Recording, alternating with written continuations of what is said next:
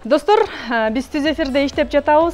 Жайдын саратаны деп айтып жатабыз. Ушул учурда биз ата-энелерге кеңеш берүү менен өзүбүздүн эфирибизди түзүүдөбүз жана ошондой эле ага байланыштуу адистерибиз дагы келүүдө. Өзгөчө кичинекей бөбөктөр тууралуу сөз кылалы деп атабыз. Чоңдор деле айталы, дал ушул учурда диарея же кыргызча жалпак тил менен айтканда ич өткөк оорусу көп катталат дагы. Балдардын көпчүлүгү жабыркайт. Ата-энелер алдын алуу үчүн эмнелерди кылыш керек? Эгер бул дартка кабылып калса, кандай чараларды көрүш керек? Урматтуу телекөрүүчүлөр, мына ушул суроолорго кененирээк жооп берүү үчүн бизге эне жана баланы коргоо улуттук борборунун кеңеш берүү дартты аныктоо бөлүмүнүн башчысы Каныкей Дүйшөнбиева келди. Кутман менен. Саламатсыздар, кутман. Кичинекей бейтаптарыңызды таштап бизге убакыт бөлүп келгениңизге терең ыраазычылык билдиребиз. Каныкей Дүйшөнбиевна, айтсаңыз, дал ушул учурда ич өткөк күчөйт, ата-энелер эмнелерди билиш керек? Ич өткөк өзү жай мезгили көбүрөөк жолугушат. Эми мындай айтып келгенде жылуу эле жолуга берет. Себеби дегенде ич өткөктүн баягы причиналары көп болот. Бул элементарно кыргызча айтканда тиш чыккандан башталат да. Тиш чыкканда деле ич өтөт. Элде көбүнчө ич өтүп атат, тиш чыгып атат деп көп учурда ата-энелер убактысын кой бербейт дагы. Үйүнө бир 5 күн, 6 күн, 7 күн отура беришет. Тиш чыккан убакыт негизи бул 1 жашка чейинки мезгилде балдар. Анан ич өткөн менен кусканы кошулуп чогуу, эгер чогуу боло турган болсо анда баланын акыбалы тез начарлайт. Ошол үчүн баягы ич өткөк деп үйдө отура бербеш керек. Биринчи ирет бул участковый педиатрга кайрылыш керек. Кандай чара көрүш керекти баарын билип алыш керек ата-эне. Билбесе бала тез ара 1-2 күн ичинде эле, особенно 1 жашка чейин кичинекей жаш балдар тез эле жатып, соолуп, алы кетип калат го, алы кетип, себеби дегенде ич өткөн менен көп минералдарды кошо жоготот да. Бул кальций, калий, цинк жоготот. Ошон үчүн балдардын бат эле жатып калганы көрүнүп эле калат да. Ошон үчүн баягы ич өткөктү дагы инфекциялар козгойт. Ууланып, жанагы пищевая токсикоинфекция деп коет. Чоңураак балдар көчөдөн тамактанып, туура эмес тамактанып, себеби көп продуктылардын көбү тез мындай бузулат. Бат эле жанагы патогендик микроорганизмдер көп. Баягы жегенде даам деле өзгөрбөйт көп учурда. Жеп алат, анан жеп алгандан кийин эле ал күндүз жесе 1-2 сааттан кийин эле башталат. Кусуп, ич өтүп, температурасы көтөрүлүп баланын. Баягы көп учурда 1 жашка чейин ич өткөк болгондо ата-энелер байкабай калат, баягы баласы siiп атабы. Көп учурда ошондон кетип калат да, себеби баягы улам ич өтө берсе эле суюк болуп эле памперси толтура чечип эле, тазикке чечирип эле, анан siiбеген жок, ошону байкабай калышат да. Анан ич өтүп, ичи ооруп аткан бала деле суюктукту аз ичет да. Кээде аябай обезвоживание болуп кеткенде таптакыр эле отказ берип коюшат. Энесинин эмчек сүтүнөн да отказ берип коет, суу да ичпей калышат. Ал уже тяжелое обезвоживание деп коет да. Бизде баягы кыргыздарда эми баягы көбүн эсе баягы дарыкана ошол ооруканага баягы аябай эле болбой калганда барабыз го. Четти. Тим эле жете турган жерине жетип калганда, анан ага чейин өздөрү айыктырганга ашыгышат да үйлөрдө. Өзү негизи болобу, өзүбүз айыктырып алсак? Өзүңөр айыктырсаңар, эгер бул инфекцияга байланыштуу ич өткөк болсо, албетте участковый педиатрга кайрылыш керек. Себеби дегенде ал жерде уже баягы антибиотиктер болот, обязательно антибиотиктерден баштап назначить этет. Биринчи эле баягы суусундукту ичире баштайт да, суу. Бул жанагы атайын растворлор бар. Именно жана бала кусуп ич өткөндө жогото турган минералдар менен кошула турган суулар болот. Орса, регидрон, ошолордон эле баштап ичирет да, аз-аздан. Себеби дегенде ичегиси анысы деле бошоп калат да, улам ич өтө берип. Анан эле көбүрөөк ичип койсо, түз эле агып кайта ич өтүп кетет да. Ошон үчүн ата-энелерге биз эмне деп үйрөтөбүз? Биринчиден үйдөн эгер карай турган болсо, баягы легкое обезвоживание деп коет. Ал үйдө, когда ребенок, бала өзү иче турган, иче алат, өзү абалы жакшыраак, ошондо эле биз баягы регидрон, орсаларды ичире баштагыла дейбиз. Аз-аздан кашык менен ар бир 5 мүнөт сайын, ар бир 10 мүнөт сайын. Эми баягы ал дамы туздураак болот да, ошон үчүн көп учурда балдар баягы куюп бергенде эле ичкиси келбейт. Ошон үчүн менин оюмча мен балдар докторумун да эми баланын иче турган нерсесин ичиргиле дейм да. Кайнак суу болобу?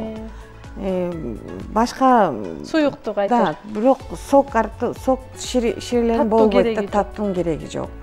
Анан үйдөн ошондой мезгилде жанагы күрүчтүн кайнатмасын берсе болот.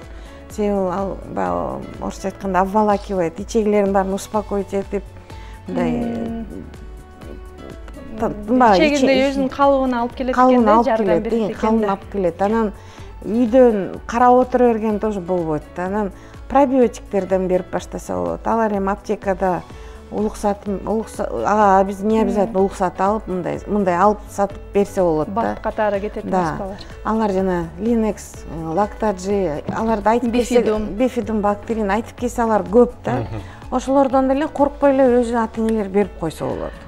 Канеке Дүйшөнбиевна, сиз айткандай 1 жашка чейинки баланын тиши чыгып атат деп отура бериши мүмкүн да, ата-энелер өздөрү айырмалай алабы? Бул диарея, инфекция менен козголгон ич оору же болбосо тиши чыгып аткандыкы деп. Вот инфекция болгондо, именно кишечный инфекция деп коет. Анда деген обязательно температура өтө бийик болот. Баланын багы чычканда заңында кан аралаш болушу мүмкүн. Именно инфекция. Дизентерияда 3 жаш, 4 жаштагы балдардын дизентерия болуп калганда улам эле горшокко отурам дей берет да. Ал баягы азы иштеп отура бербеш керек, баягы улам эле барса эле эчтекеси жок. Бул дизентериянын белгилери да, тенезмы деп коет медицина сөзү боюнча. Улам эле баягы бала ичин кармабай эле улам барат, эчтекеси жок. Кайта эле турат, кайта барат, ошонтой берет да. Ошол үчүн туура тактап алыш керек да, действительно бул тиштенби же инфекционный болот. Анан эгер бала коллективге барса, садик, бала бакча же дагы мындай оюн жанакы игровой залдарга майда балдар менен барып ойноп, же туура эмес тамактанып, жана фастфуд ата-энелер балдар майрамдарды алып алып, тияка бар эркелетип, болгон нерсени алып берип, ошондо дагы жууп калышы мүмкүн. Башка балдар менен сүйлөшүп ойносо да болуп калышы мүмкүн. Ончук аркылуу жана чоң игровой залдар бар го. Ошолордон да ошон үчүн баягы ончуктардын баары тең, садиктерде баары жуулуш керек. Анан обработка, дезинфекция болуш керек да. Коронавирус бизди анча-мынча жакшы нерселерге үйрөтүп кетти да. Мисалы мен азыр унаамда антисептик колдонуп, дайыма антисептик ушу оң жагымда турат. Унага чыксам эле, дүкөнгө кирип чыксам деле, эмне кылсам деле антисептик колго эме кылып эле монтуп тазалап ошол нерсеге көнүп калдым. Көп ата-энелер ошол нерсеге көндү, балдар сырттан келгенде эле кел, колуңду дезинфекция кылайын деп. Мен ойлойм, ушул нерсе баягы ичөткөктүн болушуна жакшы бир бөгөт койсо керек. Жакшы болду. Вот ошол айтып келгенде, мына коронавирус учурунда ичөткөк оорулар дегиле төмөндөп кетти. Такырындай жок болупчу. Ал учурда инфекционный больницада ковид менен иштеп калбадыбы. То есть баягы балдардын арасында балдар үйүндө болуп, бакчага барбай, мектепке барбай, коллектив деп коет го, ошого барбай, анан үйдө болгондо азыр кичинекей балдардын баары эле мага кирсе деле митет колунчу, эмне десең, оказывается антисептик сеп кой деген экен да.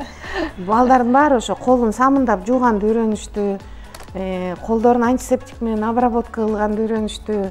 Көп жерден ар нерсени кармабаганга үйрөтүштү ата-энелери. Үйрөтсө болот экен да, демек. Болот да, болот. Анан ошол именно коронавирус учурунда ичөткөк оорулары такыр жок деп айтсам болот, жокко чейин түшүп кетти да. Эми азыр болсо кайта башынан башталды бүт баары.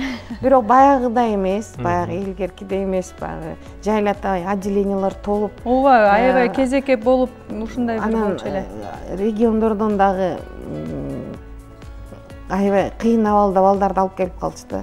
Бир жолу бир эстесем Баткенден бир баланы алып келди да, ушундай обезвоженный, аябай кургап, ичи өтүп, кусуп, ошондой болуп келатыр. Анан жанында бир бөтөлкөдө бирдеке бар экен да, куюп алыштыр. Башында соска сайып коюптур, бир чоң эле балага эми.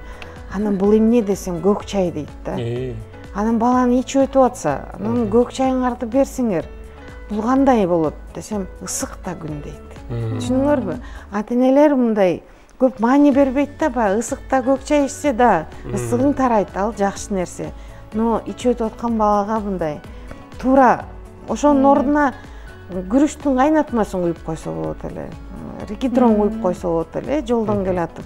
Баягы бала таптакыр, тем более алыс жол, көбүнчө ошо суунун проблемасынан да көп кишечный инфекциялар болот да, көп жерлерде суу, баягы арычная вода деп коет го. Эми жашоо турмушка байланыштуу да. Кээде биз кайнатып кылган сууну балдарга беребиз, туурабы?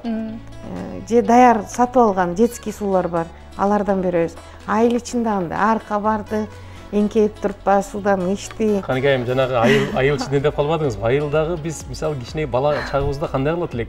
Биз кадимки эле кийип жүргөн үстүдөгү кийимди футболканы момтуруп башыбызга жабат элек дагы, арка жатып алып эле суу иче берет элек. Сен дагы жакшы чыпкалап ичип экенсиң, биз жөн эле иче беришчүбүз. Аккан арыкта арам жок деген сөз бар да, ага кыргыз. Бирок ал арыктан жаныбарлар деле, биздин уйлар, койлор деле ошон үчүн баягы инфекцияны тарап кеткен ошондон болот да көп учурдачы. Мындай карап келгенде азыр заман башка го, азыр көп жерлерде суулардын баарын жакшынакай кылды. Айыл жергелеринде суу бар азыр. Бул маселе өтө курч эмес дейм. Өтө курч эмес Сиз айткандай, ата-энелер дагы эмнелерге көңүл бөлүш керек? Диареядан тышкары. Элде айтып коет экен, канчалык көп ооруса, ошончолук иммунитети пайда болот деп. Сиз доктур катары буга кандай карайсыз? Жана кошумча коллектив деп айтып калдык, балдар бала бакчага барганда көп ооруйт дейт. Буга сиздин педиатр катары. Бала бакчага барганда баягы бир группасында 30 бала болсо, жаңы келген бала, эч жакка чыкпаган бала, ал коллективге киргенден кийин сөзсүз түрдө ал улам ооруй берет. 2 күн барат, бир жума ооруйт, 3 күн барат, 2-3 күн ооруйт дагы.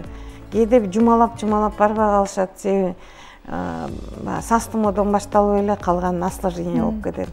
Эми баягы бала мындай айтканда үйдөн эле обществого, коомго барганда эле баягы ошол ар бир баланын инфекциясына адаптация болот да, көнөт да. Ошон үчүн ар бир менен ооруп чыгат да. Бир чети мыйзам ченемдүү көрүнүш экен да. Бир чети бул жаш баланын бала кезинде ооруган оорулары бар, ветрянка, корь, краснуха деп коебуз. Эми азыр корь жок, азыр Кудайга шүгүр, вакцинациялар өтүп атат. Анан жөнөкөй мындай карап келгенде ветрянка эле айтып келгенде, азыр ветрянка көп болуп атат го. Ветрянканы айтып келгенде эле баягы ошол бала кезинде ооруган жакшы да. Чоңоюп уже 20-дан ашып же хотя бы 16-дан ашып калганда уже өтө кыйыныраак болуп калат да. Температураны көтөрүп. Аны ооруганы кыйыныраак болуп калат. Бала болсо сас тумоо болуп ооруган башталат дагы, денесине чыгат дагы, анан бир жума, 2 жуманын ичинде эле уже жакшынакай болуп, кайта өзүнүн калыбына келип калат. Садикте болсо, бала бакчада ата-энелердин көбүнө эле иштеш керек. Мен аны билип эле атам, баягы тезирээк иштеп, баягы баласы кичине жакшы болсо эле кой, алып барайын иштейин дейт да. Анан жала айыккан баланы эле чынын айтканда кайта эле бала бакчага коллективге кошуп койгондо эле башкалар да ооруйт. Башкалары жаңы ооруп баштаса, ал тиги бала тез эле өзүнө кабыл алып алат да. Анан кайта эле ооруй берген ошондон да. Каныке, мен баягы маегибиздин соңунда сиз ата-энелерге бир кеңештериңизди айтып кеттиңиз. Биринчи кеңешиңиз ошо маектин учурунда колдун таза жууш керек деп атасыз, дезинфекция кылыш керек, оюнчуктарды жана көп нерсени карматпаш керек, эми кармаса дагы жууп тазаланган оюнчуктарды карматыш керек деп атасыз. Дагы кандай кеңештер? Кеңештер азыр эми жайында көп учурда ата-энелер походторго барат, мындай жаратылышка чыгат, көл жакка сапар тартышат. Ошон үчүн жанында мен ойлойм да, баягы элементарно сорбенттер салып алыш керек ба, вдруг отравление болуп калат деп. Чеберен уголь элементарно мындай карап келгенде арзан эле, ылайыктуу жанына салып койсо, биринчи кусуп баштап, ичип баштаса эле ошондон баштап берип койсо болот. Любой пробиотик деп коебуз, жана бифидум бактериндерден, лактожи, там линекс и түрү бар да, ротобиотик, иши толтурасы бар. Ошолордон эле салып даяр болуп турса, биринчи ошондон баштаса эле, мен ойлойм, андан ары күчөп кетпейт да. Жол бербейт, күчөп кетишине. Жол бербейт. Анан көлгө барганда ата-энелерге эмне деп айтам? Биринчи барганда эле көлгө түшкөн болбойт. Бир күн бала адаптация болуш керек. Эгер бир сутка бала түнөп, эртеси көлдү баштаса, мен ойлойм, балдар оорубайт. Канча жашка чейин? Эле жанагы чөп калып барып түшүп кетебиз го, болбойт турбайбы? Тердеп кургап эле көлгө кирип кетип түшүп атпайсызбы? Балдарыбыз артыбыздан кошо түшөт, анан алар оорубаганда ким ооруйт? Ошон үчүн любой эмеге акклиматизация болуш керек. Аяктын абасы башка, температурасы башка. Эгер бир суткадан кийин эртеси баарын баштаса, мен ойлойм, биздин балдарыбыз оорубайт депчи. Эгер жолдон кыйналып кусуп калса, жанакындай смекта или рисовый отвар, пробиотиктерден берип койсо эле, мен ойлойм, ал убакыт өтүп кетет да, кыйналган убакыт. Ата-энелер өздөрү билиш керек деңиз, көңүл бурчу нерселер. Ыраазычылык билдиребиз сизге эртең менен эрте келип бергениңизге. Өзгөчө ак халачандар жумушту алдыдан эле башташабыз. Сиздер 5те биз менен катар эле турат окшойсуздар. Жумушту Аракет кылдык. Сизге чаңырак айталы, урматтуу көрүүчүлөр. Эне жана баланы коргоо улуттук борборунун кеңеш берүү дарттануктоо бөлүмүнүн башчысы Канекей Дүйшөнбиева биз менен болду. Аны эми алдыда дагы кызыктар болот, сиздерге пайдалуу маалыматтар болот. Андыктан биз менен бир кала бериңиздер.